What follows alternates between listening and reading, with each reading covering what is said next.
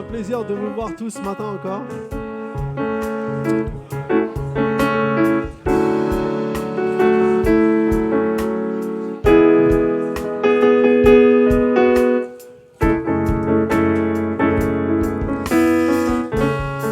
Vous pouvez prendre place.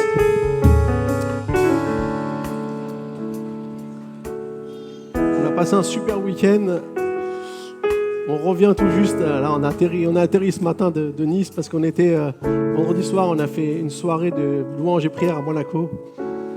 Et vous savez, pendant longtemps, j'avais connu une chrétienne là-bas qui me disait toujours, viens nous aider, on veut créer quelque chose là-bas. Et je me dis, mais qu'est-ce que je vais faire moi là-bas à Monaco? Et janvier 2024, le Seigneur m'a dit, va les aider. Alors j'ai obéi. Vous savez, quand on va comme ça, on ne sait pas trop ce qui va se passer, on obéit, on obéit la volonté de Dieu. Et du coup, je suis parti, on a essayé d'organiser quelque chose tous les mois. Et puis on s'est dit, on se donne 1 an et on voit ce qui se passe. Et au bout d'1 an, il y a une petite équipe qui s'est formée. Et maintenant, depuis le mois de janvier dernier, tous les 15 jours, il y a une soirée louange dans le temple réformé de Monaco.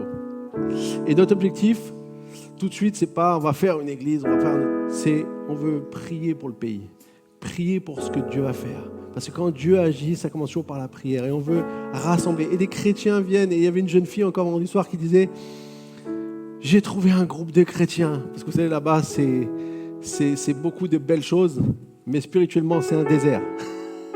Et du coup, quand on est chrétien, on est content aussi de retrouver. Mais il y a aussi des personnes qu'on veut croire que Dieu veut attirer à lui, pour pouvoir être une source de bénédiction, pour pouvoir être des personnes qui vont... Donc on y va et on va continuer à y aller encore fidèlement et de voir ce que Dieu est en train de faire. Et on se laisse conduire par ce que Dieu veut faire. Amen. Et aussi, j'ai la joie aussi de vous transmettre les salutations de Juliette et maintenant son mari Grady, puisque en même temps, c'était le mariage de Juliette qui était chez nous dans notre église pendant 2 ans ou 3 ans. Et qui maintenant, hier, s'est mariée. Donc, pour ceux qui la connaissaient, elle vous transmet des salutations à tout le monde, mais ceux qui la connaissaient, vous pouvez voir, vous avez sûrement vu voir des photos sur les réseaux sociaux. En tout cas, elle était magnifique, c'était un super beau mariage, et c'était une joie aussi de se réjouir avec eux. Mais c'est une joie d'être dans la maison du Seigneur ce matin. Amen. Elle est contente de vous retrouver tous. Le 7 décembre 1941, la plupart d'entre nous, on n'était pas nés. Mais les forces aéronavales japonaises, sous le commandement de Mitsuo Fuchida, ont attaqué la base navale de Pearl Harbor, sur l'île d'Oahu, à Hawaï. Cette attaque a fortement marqué les USA, puisque depuis le début du conflit qui a amené la Seconde Guerre mondiale, les États-Unis refusaient d'entrer en guerre. Mais cette fois-ci, ils sont entrés en guerre. Et Jacob de Chazer, vous allez voir une photo apparaître, Jacob de Chazer était en train de peler les patates quand il a entendu parler à la radio de l'attaque qui avait pris place. Rempli de rage, il se mit à crier « Le Japon va payer pour ce qu'ils ont fait ». Jacob était un athée et un soldat de l'US Air Force. Il se portera volontaire pour faire partie de l'escadron qui ira bombarder le Japon en réponse de l'attaque qu'ils ont subie. Il fera donc partie de ce fameux raid qui s'appelle Doolittle, qui bombardera la ville de Nagoya le 18 avril 1942. Mais malheureusement, Jacob va être capturé par les Japonais et mis en prison. Pendant qu'il était en captivité, il a été torturé, mis à l'isolement dans des conditions extrêmes, très peu nourri. Il racontera que même un de ses camarades, on l'a laissé mourir de faim. Face à toute cette souffrance, Jacob n'a qu'une idée en tête. Un jour, je me vengerai de tout ce qu'ils m'ont fait subir. Mais heureusement, l'histoire ne s'arrête pas là. Le teaser est arrivé à son terme. Malgré qu'il soit athée, c'est quand on souffre qu'on se dit que peut-être Dieu existe. C'est quand on vit une situation difficile que peut-être on va demander à Dieu de nous parler ou de voir s'il y a quelqu'un qui peut nous parler. Et c'est ce que Jacob va faire. Il va demander une Bible à l'un des gardes. Et vous savez quoi? Le garde japonais lui en a donné une. Mais ça ne va pas durer longtemps parce qu'au bout de 3 semaines, on va la lui reprendre. Mais 3 semaines ont suffi pour transformer la vie de Jacob de Chézer, puisque dans ces 3 semaines, il va découvrir que Dieu est venu, que Jésus est venu pour le sauver de tous ses péchés. Et il va dire, ça a tellement impacté qu'il va se réjouir tellement pour cette nouvelle que ça va transformer sa vie. Ça va transformer même la façon d'expérience qu'il est en train de vivre. Il dira, la faim, la famine et le froid glacial d'une cellule de prison ne me faisaient plus peur. Il ne durerait qu'un instant. Même la mort ne me menaçait plus, sachant que Dieu m'avait sauvé. La mort n'est qu'une épreuve de plus à traverser avant de pouvoir goûter au plaisir de la vie éternelle. Mais plus important, ce qu'il a expérimenté va même transformer la manière dont il va réagir à ceux qui lui faisaient du mal. Il a dit, sa vengeance et sa haine se sont transformées en amour. Avec ses geôliers, il a commencé à avoir un comportement différent et respectueux, ce qui lui a valu d'être à son tour un peu mieux traité. Et il a pu être libéré le 20 août 1945, quand les États-Unis sont venus prendre le contrôle et libérer tous les prisonniers. La question que j'aimerais nous poser ce matin dans mon message, souvent quand on entend une histoire comme cela, où on voit que la souffrance a amené une transformation dans la vie de quelqu'un, la question c'est, pourquoi faut-il souffrir sur la terre? Pourquoi on passe par des moments, parce que la réalité, on n'a peut-être pas été comme Jacob de Chézer au fond d'une cellule avec presque rien à manger, mais on souffre tous à des degrés différents. Et c'est toujours quelque chose de compliqué, et surtout compliqué à comprendre. Lorsqu'on voit ce qui se passe dans le monde, où la guerre même, si elle n'est pas mondiale, est toujours présente, et on continue de donner son lot de souffrance, eh bien, on peut se poser la question, pourquoi faut-il souffrir? Et hier, j'étais à un mariage et on m'a posé encore cette question, mais si Dieu existe, pourquoi des bébés meurent? Il y a toujours des questions comme ça que les gens se posent. Et c'est vrai, pourquoi on devrait vivre ce moment de souffrance? Mais ces derniers temps, Dieu m'interpelle beaucoup sur le fait qu'il est important de se préparer pour les temps qui viennent. Je suis persuadé que malheureusement, même si beaucoup rêvent de la paix, et on sait qu'un jour elle va venir, mais en ce moment, les choses vont aller dans une autre direction. Et l'important pour nous, ce n'est pas de nous décourager, ce n'est pas d'avoir peur, ce n'est pas être dans la crainte, mais c'est de réaliser que nous pouvons nous préparer pour ce qui va se passer, parce que Dieu sera avec nous. Je ne veux pas vous faire peur, mais j'aimerais vous encourager face à la réalité qui vient. Ce que je vais vous partager, c'est une chose qu'on a tous besoin d'entendre, même si moi-même, je n'ai pas envie de l'entendre. Souvent, les choses qu'on a besoin d'entendre, ce n'est pas les choses qu'on a envie d'entendre. Et la souffrance joue un rôle dans notre vie et fait partie du plan de Dieu pour l'humanité. Vous savez, le premier qu'il a démontré, qu'il a exprimé de comment la souffrance amenait quelque chose de positif, c'est Jésus. Il a dû souffrir jusqu'à la mort pour nous offrir la vie. Quand Jésus était sur le point d'aller à la croix, il aurait voulu que cette souffrance passe à côté de lui. Il aurait voulu que cette souffrance n'ait pas lieu. Et j'aimerais dire, si quelqu'un souffre ce matin, je ne suis pas là pour trouver une excuse à ta souffrance, ni une explication trop facile. Parce que quand on souffre, c'est toujours quelque chose de fort et qui nous touche intérieurement. Mais je veux vous partager ce que la Bible dit pour que ça puisse nous aider au milieu de nos souffrances. Cette chose m'est venue lorsque j'ai étudié un peu le livre de Pierre, où j'ai découvert qu'il a parlé beaucoup du rôle de la souffrance dans sa première épître. Et ce qui est intéressant, c'est que quand il parle de cette souffrance, et on va voir, c'est qu'il s'adresse à une église qui souffre, parce qu'il s'adresse à l'église persécutée. Quand vous pouvez être persécuté, quand vous vivez en permanence avec des menaces, eh bien, vous êtes dans cette souffrance. Et ce matin, j'aimerais qu'on puisse voir dans ce que Pierre nous révèle 3 choses que la souffrance nous apprend et peut changer la manière dont on l'expérimente et peut avoir un impact sur notre vie, comme elle a eu sur la vie de Jacob de Chézère. On peut toujours se dire, peut-être que s'il n'avait pas vécu ce qu'il a vécu, il n'aurait peut-être jamais vraiment fait cette rencontre avec Dieu. Mais au-delà de trouver toujours des explications pour tout, l'idée c'est de comprendre ce qu'elle peut nous apprendre, cette souffrance. Alors j'aimerais qu'on puisse lire ensemble dans 1 Pierre 4, versets 1 et 2. Ainsi donc, puisque Christ a souffert pour nous dans son corps, vous aussi, armez-vous de la même pensée. Celui qui a souffert dans son corps en a fini avec le péché, afin de ne plus vivre en suivant le désir des hommes, mais la volonté de Dieu pendant le temps qui lui reste à vivre ici-bas.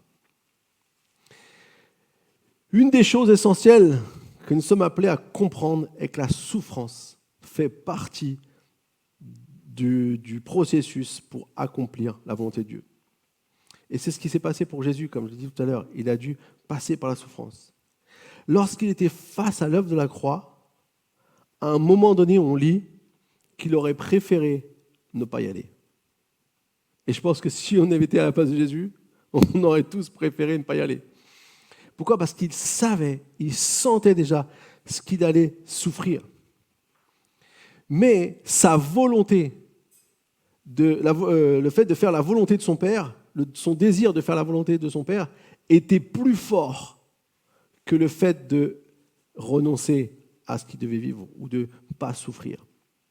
C'est pourquoi il dira en sa prière, quand il dit « Si c'est possible que cette coupe s'éloigne de moi », il dira « Mais non pas ma volonté, la tienne ». Et vous savez quoi ? Lorsqu'on lit le livre des Hébreux, c'est encore plus fort comment l'auteur du livre des Hébreux va expliquer ce que Jésus a fait à ce moment-là. Il dira dans Hébreux 5.8 « Ainsi, bien qu'étant fils, il a appris l'obéissance parce qu'il a souffert. » La première chose qu'on peut retenir, c'est que la souffrance m'apprend à obéir à la volonté de Dieu. Et ce que Jésus a modelé ici, c'est-à-dire qu'il a été le modèle dans cette œuvre, c'est le fait que nous ne sommes pas appelés à vivre pour nous-mêmes, mais pour la volonté de Dieu. Et que même son Fils unique, qui n'avait rien fait de mal, qui avait le droit de dire non à la coupe, la coupe, quand il parle de la coupe, vous savez, quelle est la coupe quand Jésus dit « Éloigne-moi de cette coupe ». Vous savez de quelle coupe il parle ? Il parle de la coupe de la colère de Dieu. Parce que face au péché, il y a la coupe de la colère de Dieu. Et un jour, malheureusement, ceux qui ont refusé cette grâce que Jésus est venu apporter, elle va se déverser.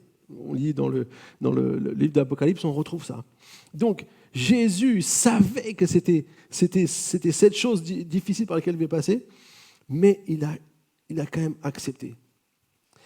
Et en donnant ce modèle, il veut que nous puissions comprendre que dans notre vie, ce qu'on est appelé à faire, ce n'est pas ce qu'on veut faire, mais c'est ce que Dieu veut faire, ce que Dieu veut pour nous. Et ça, ce n'est pas facile. Et ça, très souvent, ça s'apprend dans la difficulté, dans la souffrance. Nos épreuves sont parfois le moyen que Dieu utilise pour que nous arrêtions de suivre nos propres désirs et apprenions à faire sa volonté. Quand c'est facile de faire la volonté de Dieu, on obéit avec joie. Si Dieu vous dit de faire quelque chose de vraiment que vous aimez beaucoup, vous allez obéir facilement.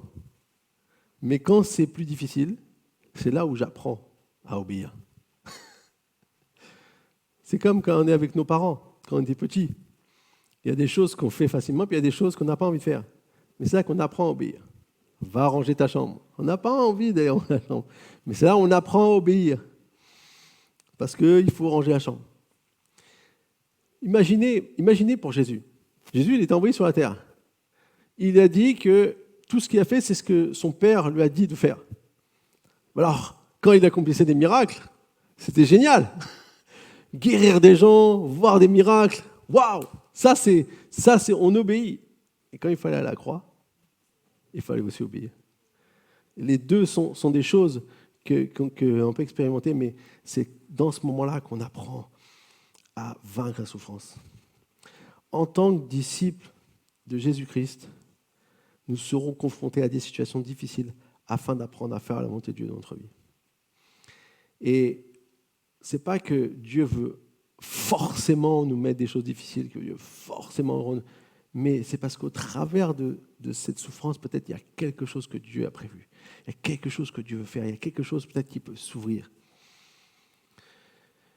Qu'on peut en tout cas apprendre. Lorsque j'ai eu 29 ans, j'ai emménagé dans mon premier appartement près d'ici, parce que j'habitais à Épinay-sur-Seine, et que faire la route pour venir ici, c'était un peu long. Et donc, j'étais très content. Vous savez, quand on emménageait dans un appartement, on était content, voilà, c'était une nouvelle étape. Mais rapidement, je me suis senti seul. Heureusement qu'il y avait Yves et Dominique qui étaient là. Yves, il venait souvent me voir. Et du coup, c'était sympa. Mais ouais, vous êtes dans un appartement, vous êtes seul. Et pour être honnête, la solitude, moi, vous me connaissez, c'est pas mon truc être tout seul. J'aime bien être avec les gens. Donc au bout d'un moment, parfois c'était dur, parfois c'était pesant. Et du coup, je me disais, Seigneur, je suis prêt. Envoie-moi une femme, je veux fonder une famille, je veux plus être tout seul. Je suis prêt, Seigneur, je suis là. Et les gens me disaient, t'inquiète pas, Pascal, ça va venir. Cette année, c'est ton année. Et rien ne venait.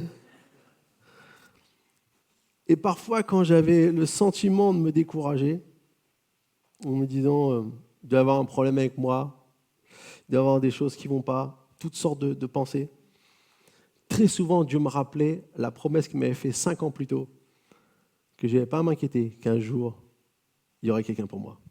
J'avais déjà attendu 5 ans, donc ça commençait à être long. Et donc, voilà, le temps a passé.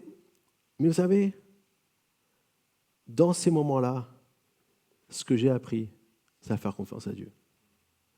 Si ça n'aurait pas été long, si ça n'aurait pas été difficile, si je n'avais pas expérimenté ce que c'est la solitude comme j'ai expérimenté, peut-être je n'aurais pas la reconnaissance que j'ai aujourd'hui d'avoir une si magnifique famille. Et je crois que, vous savez, c'est dans ces moments-là où notre cœur est travaillé. Je ne dis pas que je suis quelqu'un qui est hyper patient, qui attend toujours parfaitement ce que Dieu veut, mais j'ai appris à faire confiance à Dieu.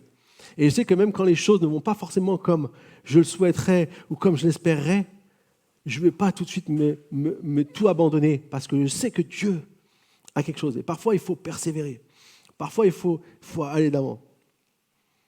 Et 2 ans plus tard, après, j'ai découvert celle que Dieu avait prévue pour moi.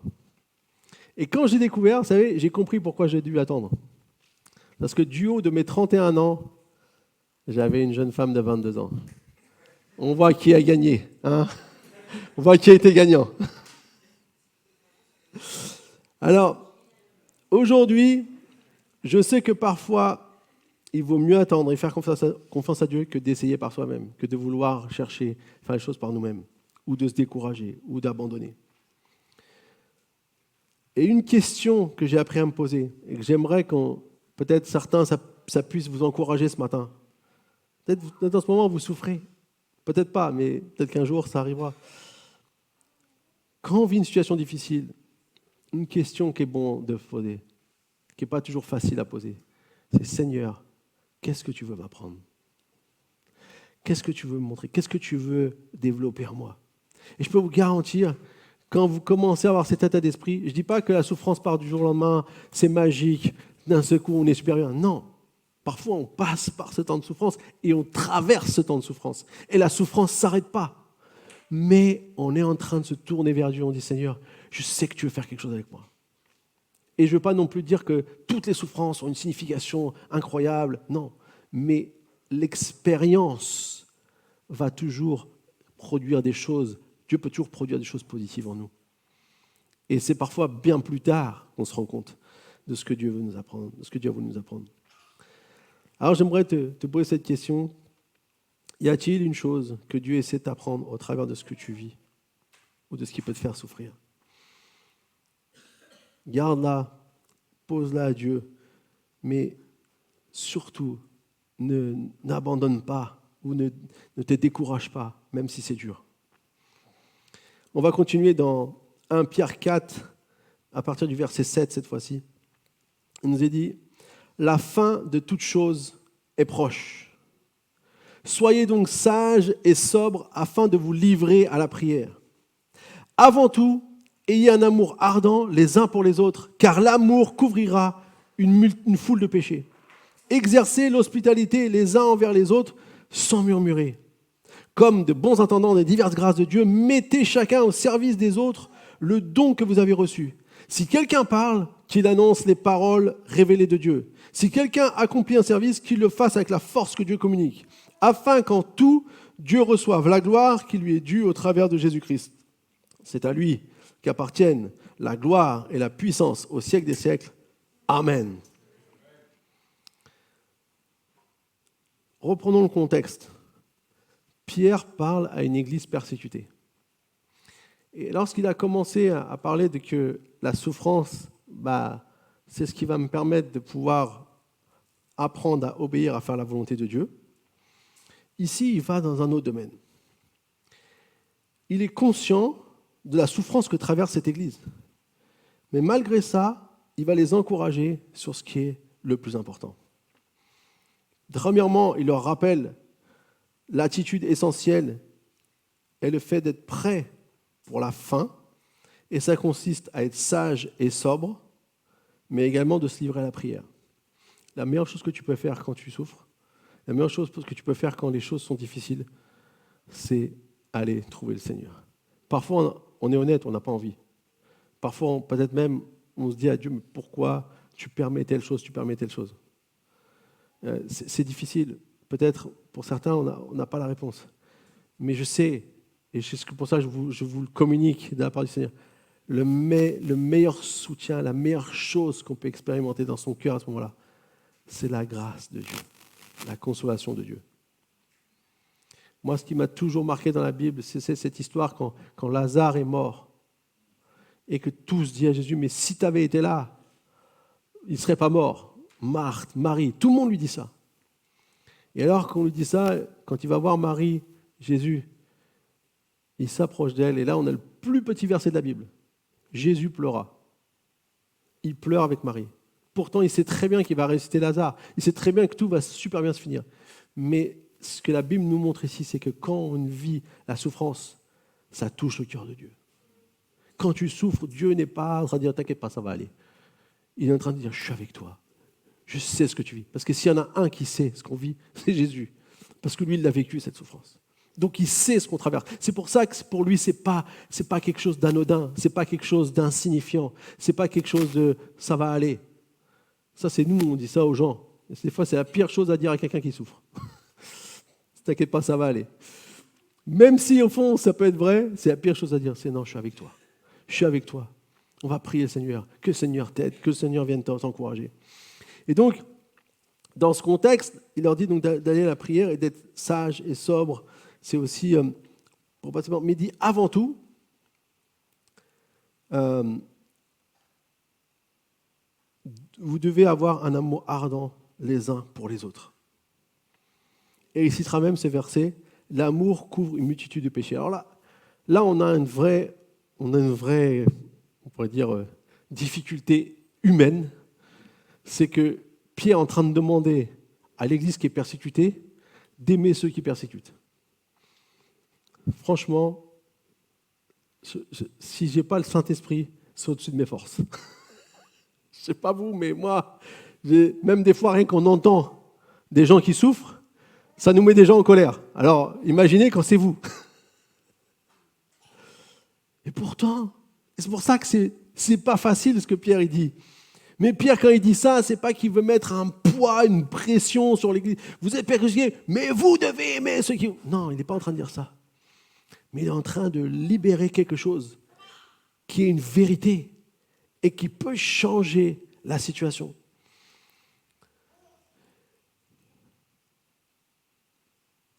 Les églises souffrent de la persécution des Romains, mais au lieu de chercher à se venger, comme Jacob l'a fait, Pierre va leur dire de les aimer. Et c'est ça la deuxième chose que j'aimerais partager avec nous ce matin, c'est la souffrance m'apprend à aimer comme Dieu. Vous savez, quand vous aimez, la Bible dit même, quand vous aimez quelqu'un qui est bon avec vous, vous n'avez pas forcément de mérite. Mais quand vous aimez quelqu'un qui ne vous aime pas, vous avez du mérite. Et en fait, si on réalise, c'est ce que Jésus est venu faire. Jésus est venu sur la terre pour aimer même ceux qui ne l'aimaient pas. Il y en a certains qui l'ont aimé, on voit dans la Bible, mais à la fin, il y avait une majorité qui ne l'aimaient pas. Il n'y avait pas que 2 personnes qui criaient « crucifie-le ». Hein. Il y avait toute la foule qui criait. Certainement, certains même peut-être qui ont pu être guéris par Jésus, on ne sait pas. Parce qu'on peut changer. Mais ici, Jésus, même au bord de mourir, il dira « Père, pardonne-leur, car ils ne savent pas ce qu'ils font. » Même ceux qui lui ont fait du mal jusqu'au bout. Pourquoi ? Parce que ça, c'est la nature de Jésus. Et la souffrance, parfois, que d'autres peuvent me faire, peut être une manière aussi de développer cet amour incroyable. Même si pour nous, c'est peut-être difficile à comprendre, difficile à saisir, c'est quelque chose pour nous. Alors, il y a un verset qu'on aime beaucoup, que souvent aussi dans les églises, comme un verset, comme des bons intendants des diverses grâces de Dieu, mettez chacun au service des autres les dons que vous avez reçus. Donc, on dit, tu as un don, il faut que tu mettes au service des autres. Mais nous, on est dans notre petit contexte d'église. Mais là, ce qu'on réalise dans le passage, c'est que quand Pierre il dit ça, il ne parle pas seulement de l'église, il parle de ceux qui sont en train de persécuter, des persécutés. C'est faites des bonnes actions avec les bonnes choses que vous avez reçues, même pour ceux qui veulent vous tuer, qui veulent vous arrêter. C'est dur, hein. C'est un niveau, on a l'impression que Mais les amis, pourquoi c'est bon d'entendre ça ? Parce que c'est ce que Dieu nous appelle à faire. Et parce qu'on va comprendre que cet amour que Jésus est venu montrer, son objectif, c'est de gagner le maximum de personnes. Tant de personnes peuvent être perdues à un moment donné. J'ai un bon témoignage à vous raconter. Hier, au mariage, j'ai rencontré, vous vous rappelez de Roxane qui était là aussi ? Bon, certains peut-être de Nice, qui est de Nice, voilà. Roxane de Nice, oui, parce qu'on en a 2 Roxane, c'était pas Roxane, c'était Roxane de Nice. Et j'ai rencontré sa sœur, Célia, qui s'est convertie il y a 6 mois. Et elle me racontait que, en fait, elle était totalement contre Dieu. En fait, elle a cherché Dieu, mais elle est partie dans toutes choses qui étaient pas bonnes. Et elle ne supportait pas quand Roxane, ou même sa maman qui s'est convertie maintenant qui s'est baptisée il y a 2 ans.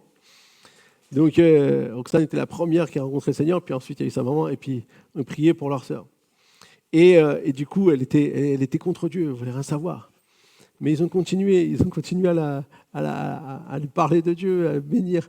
Et même sa maman, elle nous racontait que quand elle était dans une réunion, elle sentait que sa fille commençait à être prête à recevoir Jésus, mais elle ne voulait pas. Alors, quand le pasteur a fait l'appel, elle a pris la main, elle lui a levé la main. J'avais déjà entendu ça. Mais elle était devant et le Saint-Esprit est tombé sur elle. Vous voyez, quand tu n'as pas levé la main, tu vas devant et le Saint-Esprit tombe sur toi. C'est merveilleux. Et là, elle est remplie du Seigneur. C'était tellement beau de l'entendre, toutes les choses qu'elle racontait et tout. Et pourquoi je vous dis ça ? Parce qu'en fait, cette fille-là, si peut-être on l'a rencontrée dans un contexte différent, ou peut-être elle aurait été agressive, ou elle aurait été avec un mauvais comportement, peut-être on aurait eu envie de la repousser. Mais Dieu, il voyait cette jeune fille. Il avait un plan merveilleux pour elle. Et il fallait attendre le moment où elle était prête à accepter. Et des Célia, il y en a plein. Il y a plein peut-être de personnes qui sont autour de vous, peut-être des collègues qui vous font la misère, des voisins qui sont insupportables. Il y a peut-être des personnes comme ça qui sont à côté de vous, que Dieu veut gagner à lui.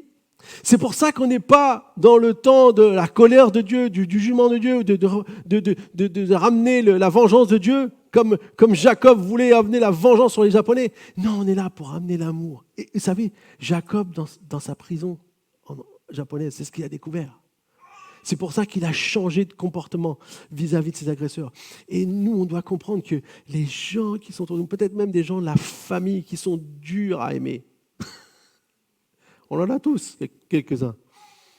Si vous cherchez bien, demandez au Saint-Esprit de vous révéler, il va vous révéler personne. Peut-être vous les connaissez par cœur, peut-être on a tous des gens comme ça. Mais moi, je veux dire que Dieu nous donne la force de faire. Et je m'inclus 100% avec vous, ne vous inquiétez pas. On est tous ensemble. Mais comme des bons intendants, des diverses grâces de Dieu, c'est la grâce de Dieu qui s'est manifestée pour nous de plein de manières. Être un bon intendant, c'est de comprendre que nous, on a reçu la grâce et qu'on va transmettre la grâce. Et c'est pour ça qu'on doit faire attention. Et je parle en premier aussi pour moi, faire attention à nos paroles, faire attention à ce qu'on pense, à ce qu'on ressent, peut-être vis-à-vis de gens qui font le mal. Parce que le but de Dieu, son cœur, c'est qu'aucun ne se perde. Malheureusement, on sait qu'il a donné la liberté à chacun et qu'il y en a qui seront perdus. Mais son but, c'est d'en gagner le maximum. Et c'est pour, si Dieu attend, malgré le mal qui est sur la terre, son seul souhait, c'est de sauver le plus de personnes possible. Dieu pourrait revenir maintenant. À nous, on serait bien. Mais imaginons, rien que notre pays. On pense souvent à la France. Il y a quelque chose qui doit se passer. Et ça ne se passera pas tout seul. Ça viendra si nous, on est porteurs de l'amour de Dieu. Et peut-être la souffrance qu'on vit en ce moment, que ce soit au travail, que ce soit dans la famille, que ce soit, je ne sais même pas, dans nos clubs de sport, ou peu importe. Peut-être qu'il y a des difficultés avec des personnes. Peut-être cette souffrance va nous apprendre à aimer comme Dieu aime. Et si on apprend à aimer comme Dieu aime, ça peut changer des vies. Peut-être que ton collègue, qui est le pire collègue, peut devenir ton meilleur collègue. Parce que tu auras montré de l'amour en réponse à de la haine. Écoutez ce que dit Romains 12. Ne vous vengez pas vous-même, bien-aimés, mais laissez agir la colère de Dieu.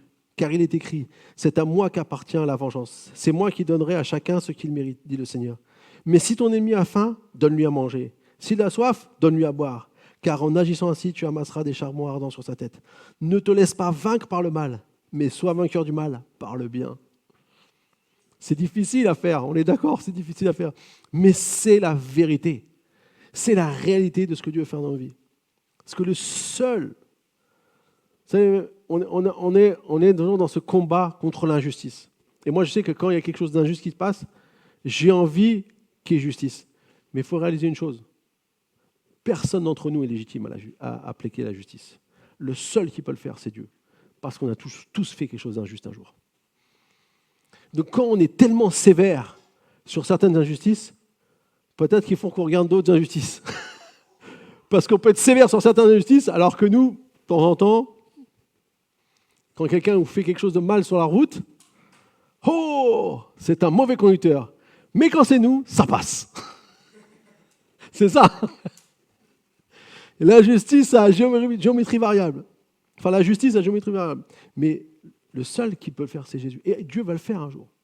C'est-à-dire qu'il n'y aura personne, s'ils ont refusé Christ, qui ne tombera pas sous le justice de Dieu. Mais si on a Christ, on a celui qui a payé pour nous. Donc s'il a fait pour nous, soyons prêts à le voir chez les autres aussi. Amen.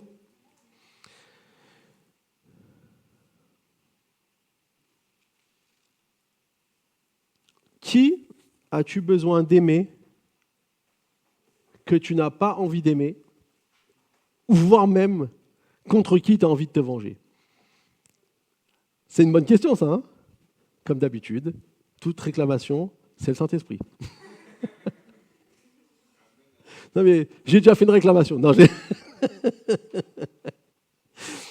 mais c'est vrai, c'est des bonnes questions à se poser, parce que parfois, ça nous remet en tête peut-être ce qu'il faut qu'on fasse. On a le droit d'avoir des émotions parfois qui nous dépassent, mais elles ne doivent pas nous contrôler. Si ta haine ou ta rancœur te contrôle, tu n'es pas sur un bon chemin. Par contre, si tu apprends à la déposer, Seigneur, et tu apprends à gagner l'amour que Dieu a pour les autres, ta vie va être incroyable. Amen. On continue. Troisième chose que j'aimerais vous partager ce matin. 1 Pierre 4, verset 12. Donc on continue le texte. Mais bien aimés, ne soyez pas surpris de la fournaise qui sévit parmi vous pour vous éprouver, comme s'il vous arrivait quelque chose d'étrange. Réjouissez-vous au contraire de la part que vous prenez aux souffrances de Christ, afin d'être aussi dans la joie et dans l'allégresse lorsque sa gloire sera dévoilée. Si vous êtes insultés à cause du nom de Christ, vous êtes heureux parce que l'Esprit de gloire, l'Esprit de Dieu repose sur vous. Eux, ils blasphèment l'Esprit, tandis que vous lui rendez gloire. Que personne parmi vous n'ait à souffrir pour avoir tué, volé, fait le mal ou pour s'être mêlé des affaires d'autrui. Mais si quelqu'un souffre parce qu'il est chrétien, qu'il n'en ait pas honte. Au contraire, qu'il rende gloire à Dieu dans cette situation. En effet, c'est le moment où le jugement commence. Et il commence par la maison de Dieu. Or, si c'est pour nous qu'il débute, quelle sera la fin de ceux qui n'obéissent pas à l'évangile de Dieu ? Et si le juste est sauvé avec peine, que deviendront l'impie et le pécheur ? Ainsi que ceux qui souffrent selon la volonté de Dieu s'en remettent à lui comme au fidèle Créateur en faisant ce qui est bien. Je crois que là, il termine avec le must. Là, il nous dit quelque chose, Pierre. Il va dire à une église persécutée, rappelons-nous, qu'on ne doit pas être surpris si on souffre. On ne doit pas trouver ça étrange. Et en plus, qu'on doit se réjouir. Là, les amis, on a un problème. Est-ce que quelqu'un est comme moi, ou je suis tout seul ? On a un vrai problème. Pourquoi ? Parce que comment on peut être heureux de souffrir ? Ça paraît impossible. C'est contraire. Et c'est pour ça que cette déclaration est difficile à comprendre. Moi, quand je souffre, je suis inquiet et souvent je suis plutôt triste. Mais là, il me dit d'être joyeux. Alors, au lieu de dire Pierre, il est parti trop loin, on doit chercher à comprendre qu'est-ce que Dieu veut nous dire ici. C'est quoi la vérité dans ce propos qui peut faire une transformation ? Comment on pourrait saisir ce qu'il veut nous dire ? Vous savez, Pierre, il est celui qui n'a pas réussi à souffrir avec Jésus lorsqu'il a été arrêté, puisqu'il a nié le connaître 3 fois, alors qu'il avait dit qu'il mourrait à sa place. Donc Pierre, il sait ce que c'est de ne pas réussir. Alors, pourquoi maintenant il a un tout autre discours ? Il a compris que lorsque tu souffres pour le Seigneur, il y a une chose qui est clé et qui est importante, et c'est ce qu'il dira. Si vous êtes insulté au nom du Christ, vous êtes heureux parce que l'Esprit de gloire, l'Esprit de Dieu repose sur vous. Alors, je ne veux pas dire que quand on ne souffre pas, on n'a pas l'Esprit de Dieu. Ce n'est pas ça que je veux dire. Mais si tu souffres au nom de Christ, il y a le Saint-Esprit qui est avec toi. Et ça, c'est la différence qu'il y a entre le Pierre avant d'aller à la croix et le Pierre après la croix. Après que Jésus lui dit « je te pardonne », après que Jésus l'ait remis en route. Mais quand Jésus lui a manifesté son amour, enfin lui a rappelé qu'il aimait quoi qu'il arrive, il lui a dit « sache une chose, ce que tu avais dit, ça va se passer. Un jour, tu iras, on ne veut pas t'emmener, et tu mourrais. » Et il a même dit pourquoi, et même Pierre il a dit « mais pourquoi tu ne dis pas ça aussi à Jean ?» Il dit « je dis ce que je veux à qui je veux. » Jésus a dit « c'est moi qui décide. » Mais ouais, c'était pas forcément le truc enthousiasmant. Donc, et lui, pourquoi il ne fait pas ? Mais dans la suite, quand Pierre a vécu cette transformation de Saint-Esprit, il savait. Et d'ailleurs, quand si vous lisez sa 2e épître, il sait, quand il écrit sa 2e épître, qu'il va bientôt mourir. Il a cette conviction, lui. Paul a vécu la même chose. Mais ce qui est important ici, pour nous comprendre, c'est que si l'Esprit du Seigneur est sur nous, il peut nous permettre non seulement de supporter la souffrance, mais de se réjouir de ce qu'elle représente. Ce qui est important, c'est ce petit bout de verset qui suit, qui dit « Eux, ils blasphèment l'Esprit, tandis que vous lui rendez gloire. » Le fait de se réjouir de ta souffrance, bien sûr pour le Seigneur bien évidemment, c'est rendre gloire à Dieu. Un jour, la souffrance et la douleur ne seront plus, mais la joie et l'allégresse demeureront éternellement. Ça, c'est la promesse de Dieu. C'est qu'un jour, on lit l'Apocalypse, ça sera fini. La souffrance, la douleur, la séparation, la mort, toutes ces choses-là auront été vaincues et tous ses ennemis seront sous ses pieds.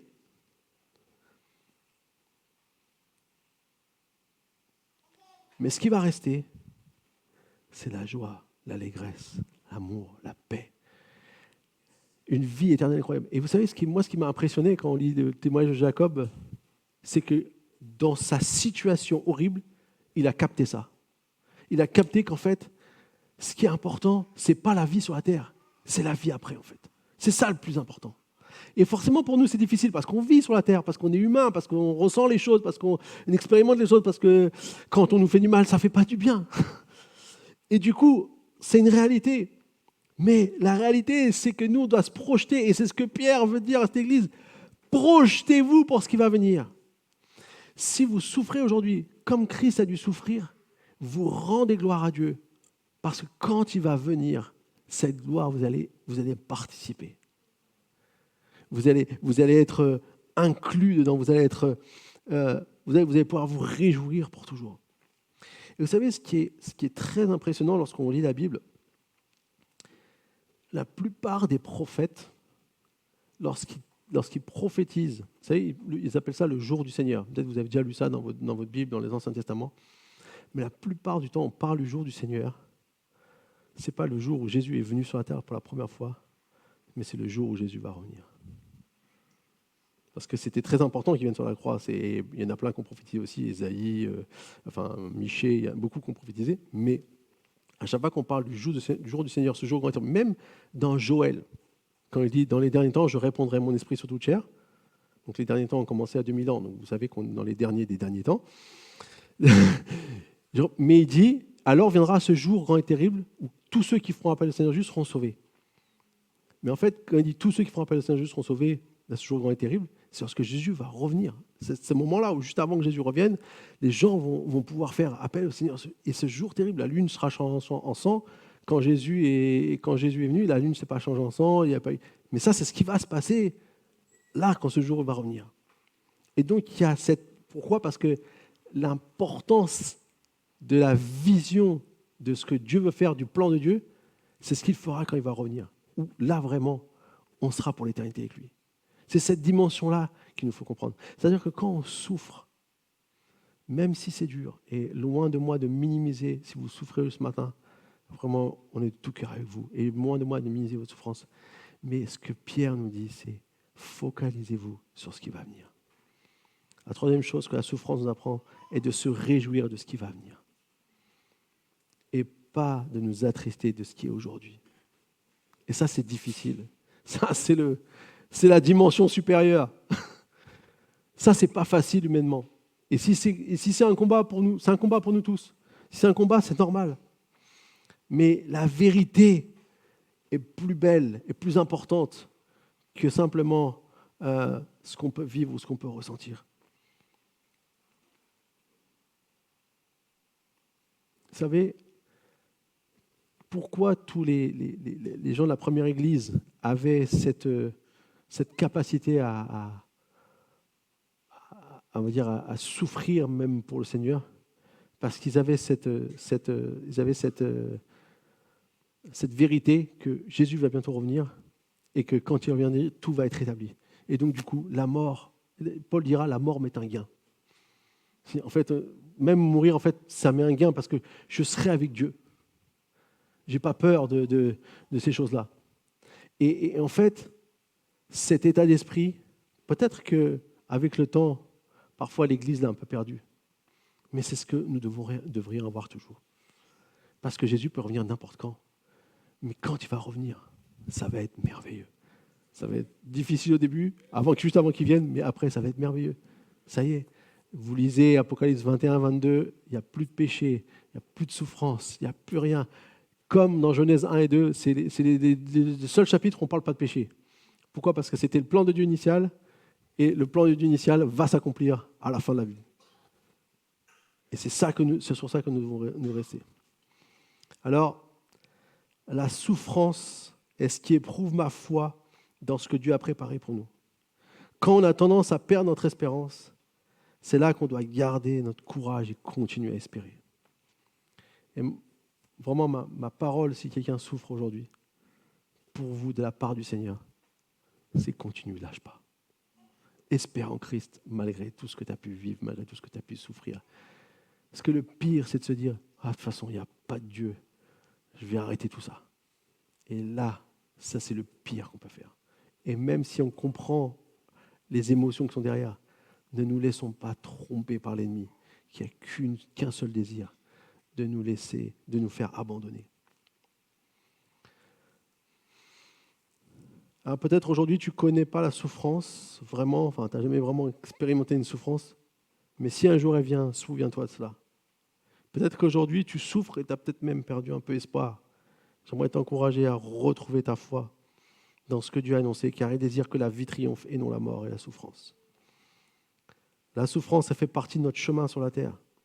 Et Dieu ne nous a pas laissés sans force. Il a promis le Saint-Esprit qui est sa puissance en nous, afin de pouvoir être ses témoins sur la terre. J'aimerais revenir sur notre histoire du début, de Jacob de Chézer. Après sa libération, Jacob de Chézer entra au Seattle Pacific College, université chrétienne, associée à la dénomination méthodiste. Puis après, il a été aussi à Asbury Theological Seminary dans le Kentucky, où il a commencé des études pour devenir missionnaire. Il avait dans son cœur de retourner au Japon, mais cette fois-ci, pas pour se venger, mais pour témoigner l'amour de Dieu. Incroyable. Il retourna au Japon avec son épouse Florence en 1948, donc 3 ans après qu'il ait été libéré, avec qui il a eu 5 enfants. Est-ce qu'on peut voir la photo ? Voilà, c'est lui avec sa femme et ses 5 enfants. Mais il était loin d'imaginer ce que Dieu allait faire là-bas. Parce que M. Deschézard, quand il a été là-bas, il a commencé à partager l'évangile, à faire des brochures.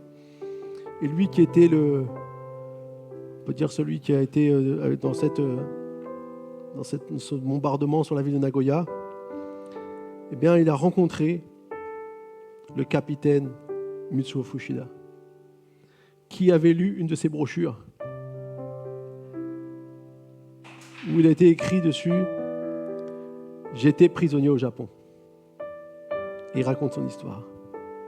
Et ce capitaine, c'est celui qui avait ordonné l'attaque sur Pearl Harbor, qui avait suscité cette haine chez Jacob de venger les Américains. Et vous savez quoi ? Fuchida se convertit en 1950. Regardez la photo. Ça, c'était le capitaine Fuchida, et ça, c'est les deux. D'un côté, vous avez celui qui a fait le bombardement sur Pearl Harbor, et de l'autre côté, vous avez fait celui qui a fait le bombardement pour se venger. Mais tous les deux sont avec la parole de Dieu. Ça, c'est ce que Dieu fait. Parce qu'un homme qui a souffert, il n'a pas regardé à sa souffrance, mais il a dit, je vais amener l'amour de Dieu. Et il a consacré le reste de sa vie comme missionnaire en Asie et aux États-Unis. Et dans pas mal d'occasions, Jacob de Chézer et Mitsuo Fuchida, ils ont prêché ensemble. Ils ont raconté l'histoire de ce qui s'est passé. Et en 1959, Jacob de Chézer a implanté une église à Nagoya, la ville qu'il avait bombardée. Et pendant 30 ans, il a servi comme missionnaire au Japon, avant de rentrer aux États-Unis pour la fin de sa vie. Et il est décédé en 2008, à l'âge de 95 ans. Ce que Dieu peut faire lorsqu'on dépasse la souffrance, lorsqu'on dépasse les choses qui veulent nous nous amener à nous éloigner de ce que Dieu veut. On la laisse nous apprendre à vivre ce que Dieu veut que nous puissions vivre. Ça peut transformer n'importe quelle vie. Alors peut-être que nous, ça ne sera pas si grand, mais dans ta sphère, Dieu peut faire quelque chose avec toi. En tout cas, dans ta vie, Dieu est capable déjà de te transformer toi et transformer les gens autour de toi. Et mon cœur, et je sens que c'est le cœur de Dieu, c'est qu'on puisse vraiment découvrir que si on suit le modèle de Jésus, on peut faire des choses incroyables où des personnes qu'on n'aurait même pas imaginées puissent trouver le Seigneur. Et qu'un jour, on sera tous ensemble, heureux et joyeux de cette merveilleuse grâce que le Seigneur Jésus nous a fait de nous sauver tous. Amen. J'aimerais prier pour nous ce matin. Oh Seigneur. Jesus. Saint-Esprit, on va être à ton écoute ce matin. Oh Seigneur Jésus. Est-ce qu'il y a quelqu'un qui vraiment sent dans son cœur que ce message a suscité quelque chose en toi et tu sens que tu as besoin de l'aide du Saint-Esprit ce matin? Tu as besoin de voir le Saint-Esprit t'aider. Tu peux lever ta main. Oui, j'ai vu. Est-ce qu'il y a encore d'autres personnes? Oui, j'ai vu. Est-ce qu'il y a encore d'autres personnes ce matin? Vraiment prier pour toi. J'ai vu. Seigneur Jésus, moi aussi, Seigneur, je veux que tu viennes m'aider, Seigneur. Moi aussi, Seigneur Jésus, je veux que tu m'aides à ne pas vivre comme le monde, où la haine et la vengeance est plus fort que l'amour. Seigneur, je te prie que ton amour en nous puisse être plus fort que toute haine, que toute vengeance dans nos cœurs. Et Seigneur, je veux prier pour tous ceux qui ce matin ont levé la main, pour tous ceux qui désirent, Seigneur, se connecter à toi, trouver cette force au milieu de leur souffrance. Peut-être ce matin, certains d'entre vous souffrez, vous êtes dans des difficultés, des choses. Laissez le Saint-Esprit venir vous toucher. Ouvrez-lui la porte de votre cœur. Laissez-le venir avec sa douceur, avec sa paix, tendre, pour venir vraiment vous guérir, vous libérer de tout mal. Et que nous puissions ce matin recevoir cette paix qui est plus forte que notre intelligence, qui dépasse notre intelligence, comme nous dit Paul dans l'Épître aux Philippiens. La paix qui surpasse toute intelligence gardera vos cœurs et vos pensées en Jésus-Christ. Alors Seigneur, merci. Seigneur, merci ce matin pour ce que tu fais dans nos vies. À toi toute la gloire, Seigneur. Seigneur, que nous puissions être des hommes, des femmes qui sont prêts à accueillir même la souffrance avec joie, sachant que tu es celui, Seigneur, qui va se glorifier le jour où il reviendra. Et que nous pourrons être de ceux qui ont participé à te rendre gloire dès aujourd'hui. Aide-nous, Seigneur, à vivre pour toi complètement, entièrement. Merci, Seigneur Jésus, de venir guérir peut-être toutes nos questions sans réponse, les choses qui nous ont fait du mal par le passé. Je prie qu'il y ait comme une guérison ce matin au nom puissant de Jésus. Que tout ce qui peut venir, tout ce qui a peut-être abîmé notre foi, tout ce qui a peut-être être quelque chose que l'ennemi a voulu utiliser contre toi, Seigneur, contre ce que tu veux faire pour nous, contre ton amour merveilleux qui veut se déverser en nous. Toutes ces choses que l'ennemi a utilisées pour nous couper de ça, au nom de Jésus, prie qu'il y ait une guérison ce matin. Une guérison puissante au nom de Jésus dans les cœurs. Oh Rabaka, Seigneur, tu nous donnes un amour, Seigneur, plus grand pour ceux qui sont contre nous, qui sont peut-être face à nous, Seigneur. Aide-nous, Seigneur, à réagir comme toi tu réagirais. Seigneur, aide-nous, Seigneur, à ne pas clamer, Seigneur, en permanence la justice quand nous-mêmes, parfois nous sommes injustes, Seigneur. Aide-nous vraiment à être des hommes, des femmes, Seigneur, qui aimons et qui désirons voir le monde sauvé comme toi tu le désires, Seigneur. Seigneur Jésus, remplis-nous de ton esprit ce matin. Remplis-nous de toi ce matin. On a besoin de toi, Seigneur Jésus. Alléluia.